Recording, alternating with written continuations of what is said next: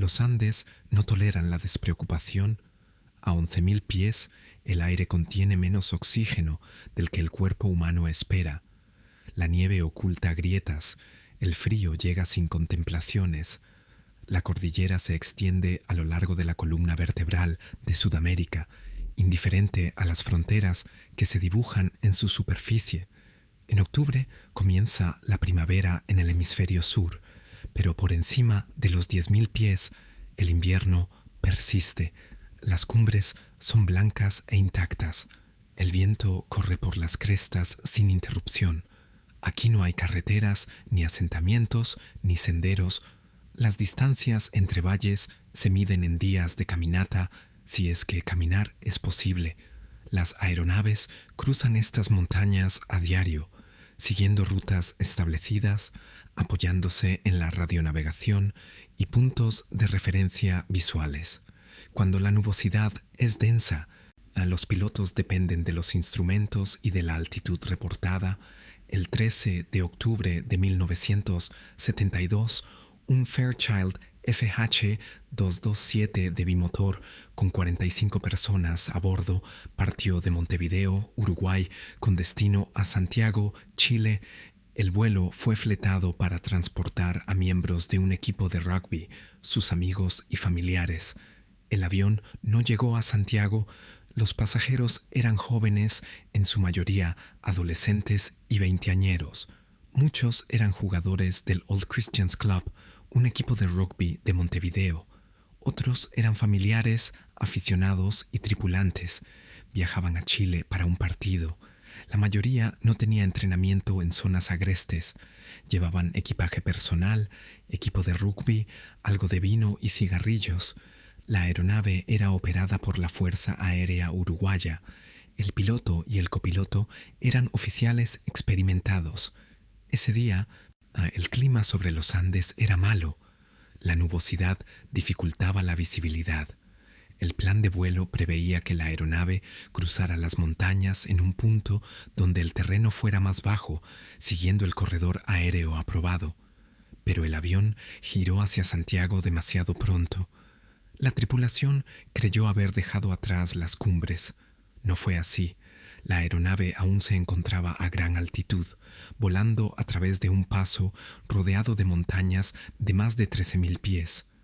Aproximadamente a las 3:30 de la tarde, el avión impactó contra una cresta. El ala derecha se desprendió. Segundos después, la sección de cola se separó.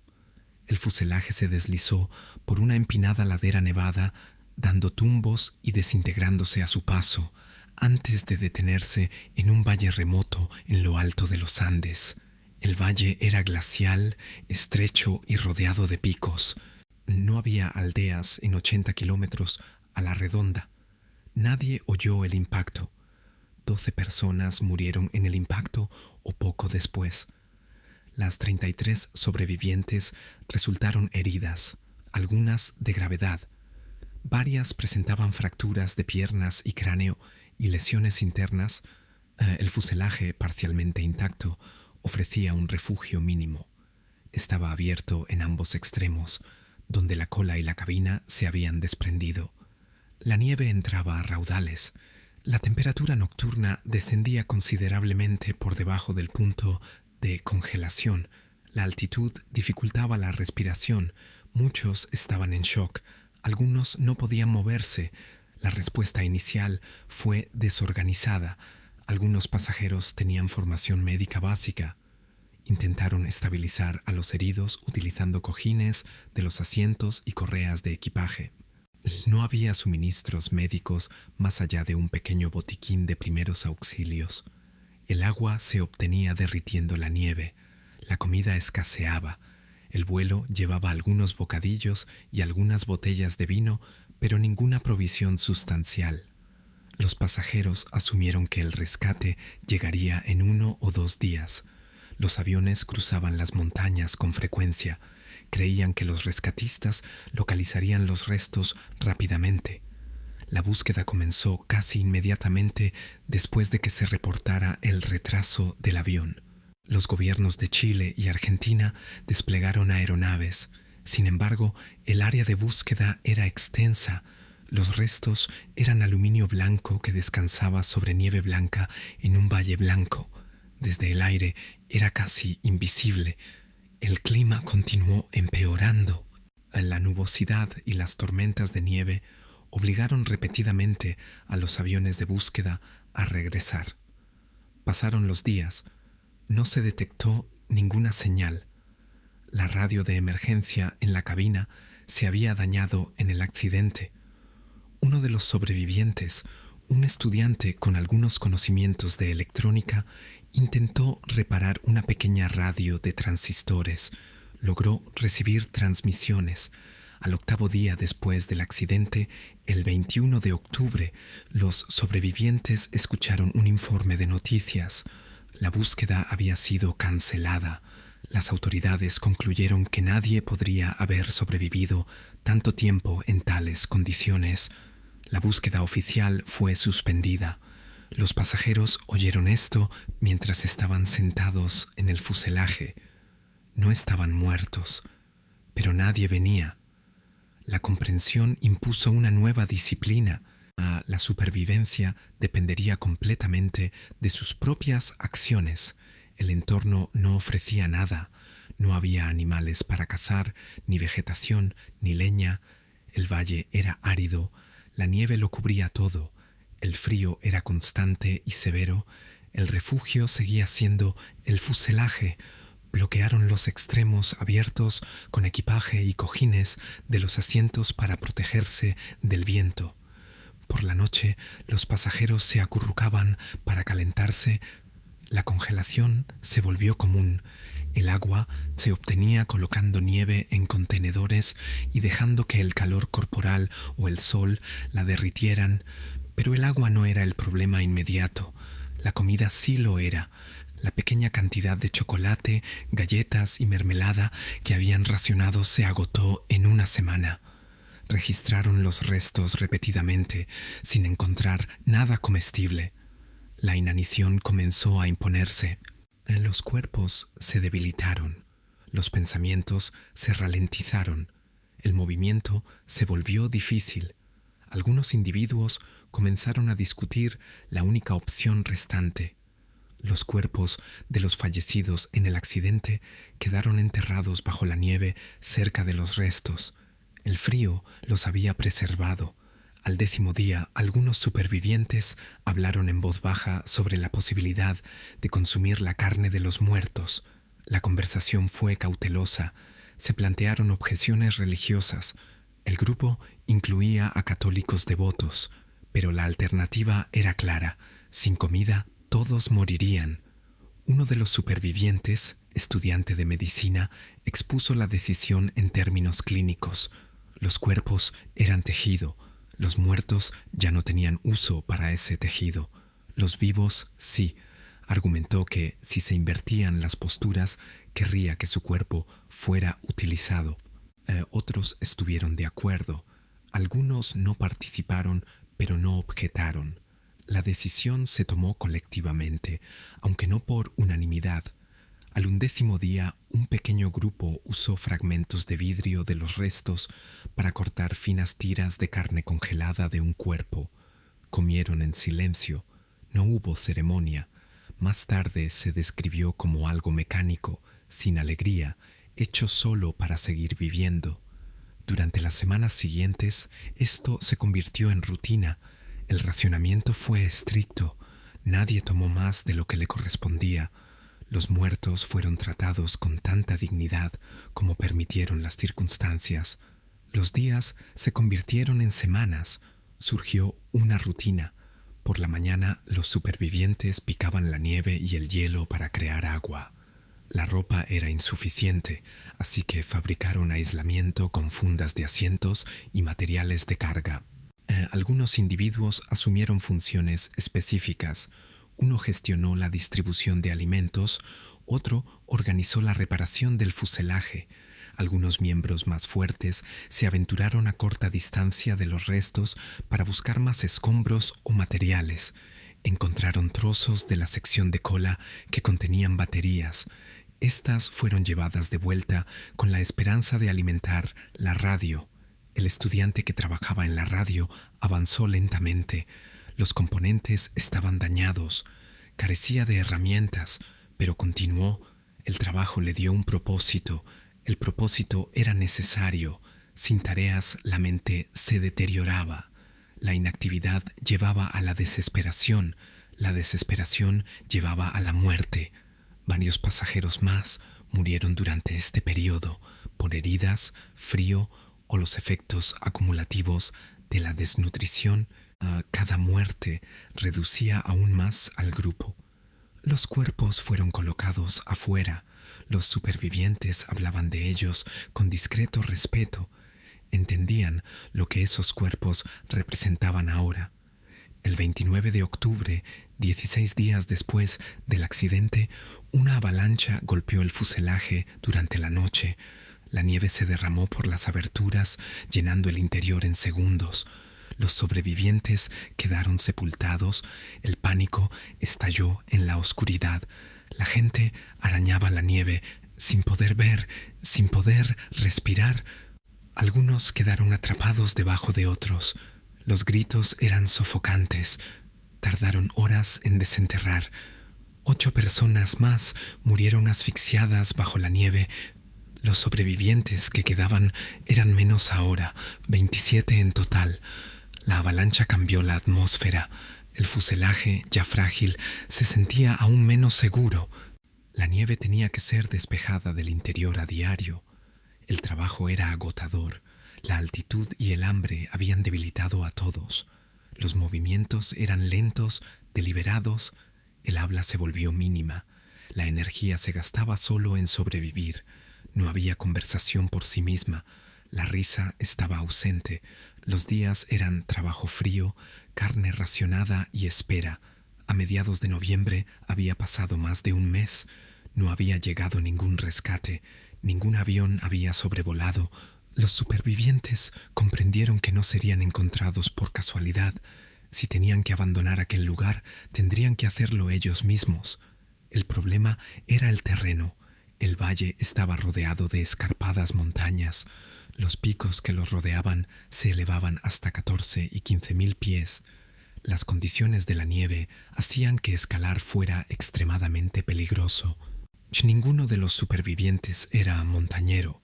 Carecían de equipo de escalada, cuerdas, crampones ni mapas.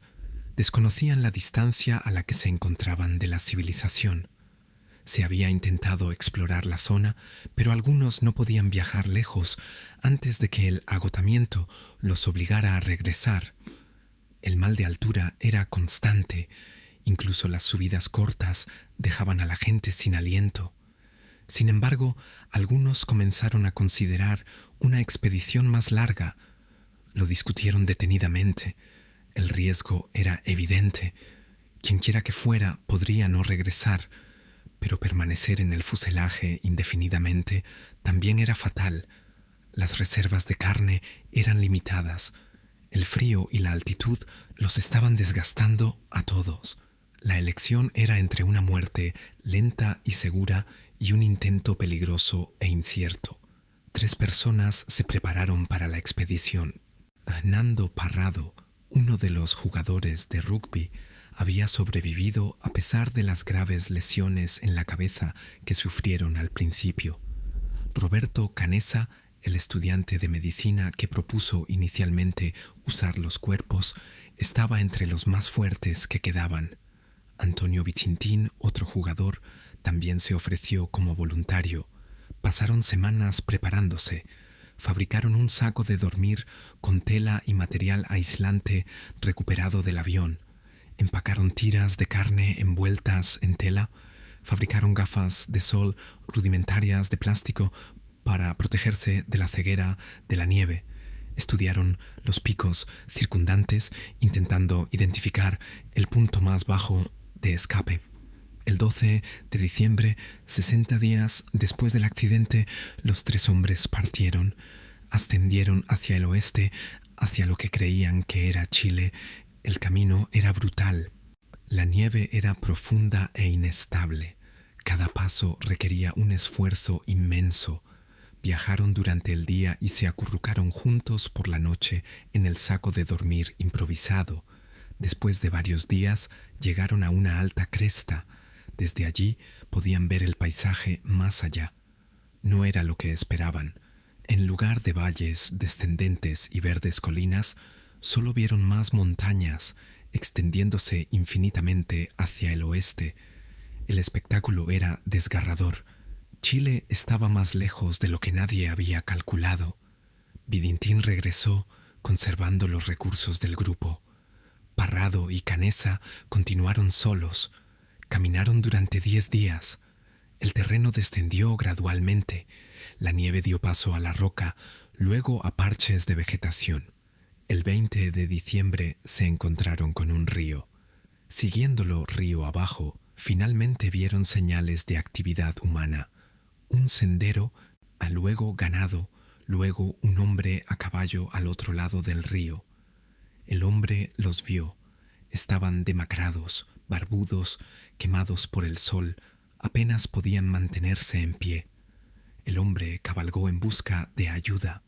En cuestión de horas se notificó a las autoridades. Se envió un helicóptero de rescate. El 22 de diciembre, 70 días después del accidente, el primer helicóptero llegó al lugar del accidente. 14 sobrevivientes fueron trasladados en helicóptero ese día. El clima obligó al helicóptero a regresar al día siguiente por los 2 restantes. Los 16 estaban vivos. Estaban gravemente desnutridos, congelados y heridos, pero vivos. La terrible experiencia había durado más de 2 meses. La historia llegó al público de inmediato. Los informes iniciales se centraron en la supervivencia y el rescate.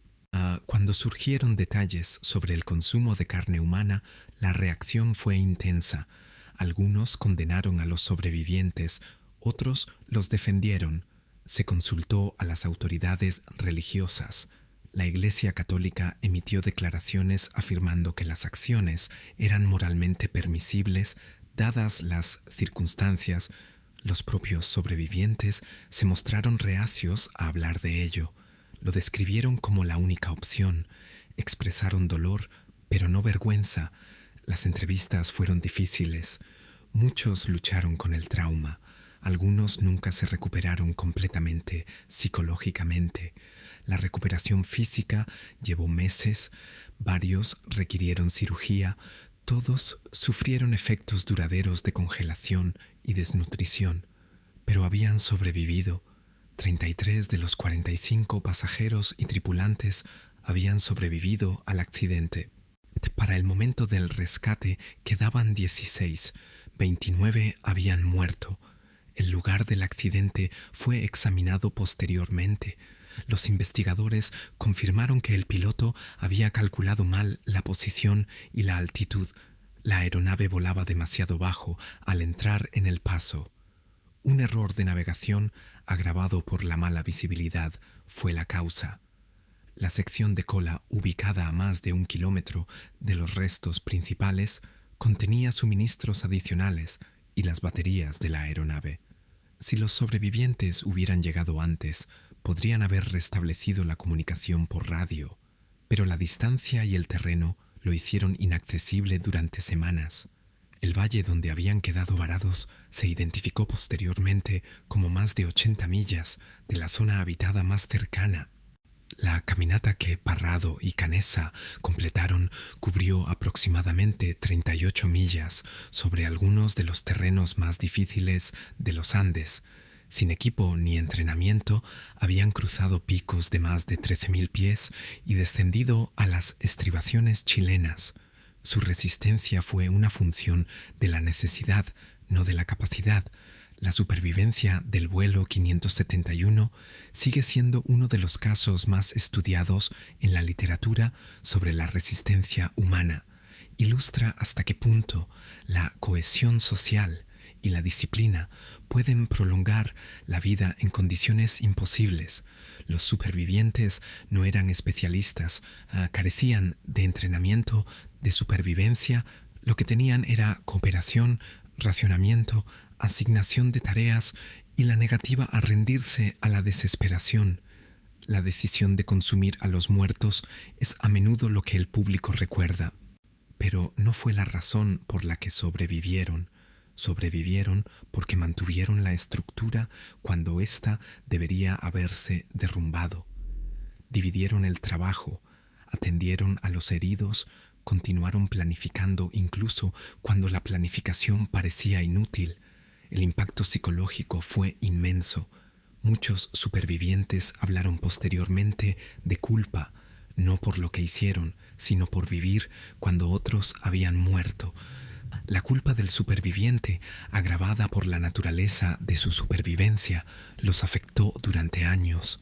Algunos se retrajeron, otros se convirtieron en defensores de la resiliencia, hablando de la experiencia en términos controlados y clínicos. Los Andes no les dieron piedad. Las montañas no ofrecieron ninguna ventaja, ningún respiro. Cada caloría, cada grado de calor, a cada paso adelante fue tomado de un entorno que no daba nada libremente. El frío era constante, la altitud implacable, el aislamiento absoluto, y aún así 16 personas salieron, no porque fueran excepcionales, sino porque rechazaron la alternativa. La historia no es una de triunfo, es una de resistencia. La diferencia es importante. El triunfo sugiere victoria. La resistencia solo sugiere que la persona no se detuvo. Eso es lo que sucedió en el vuelo 571. No se detuvieron. Cuando se suspendió la búsqueda, continuaron. Cuando se acabó la comida, se adaptaron. Cuando llegó la avalancha, excavaron. Cuando las montañas parecían interminables, 2 hombres siguieron caminando. El resultado fue la supervivencia. La supervivencia no es gloriosa, es simplemente la negativa a rendirse. El incidente planteó interrogantes sobre los límites de la ética humana bajo presión. Filósofos y teólogos debatieron la moralidad del canibalismo durante décadas.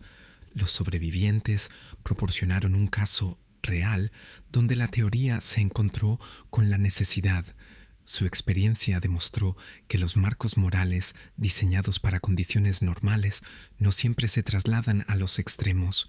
Los sobrevivientes no eran inmorales, eran personas en una situación que no les permitía opciones buenas.